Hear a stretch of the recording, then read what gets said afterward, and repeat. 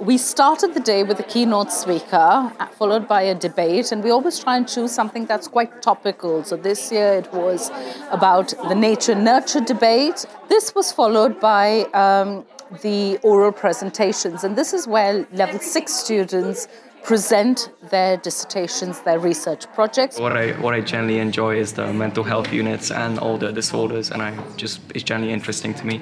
And when it comes to the dissertation, it's actually running the participants, just seeing them do it and just generally getting the idea of what they're thinking as you're watching them. I think that's really cool.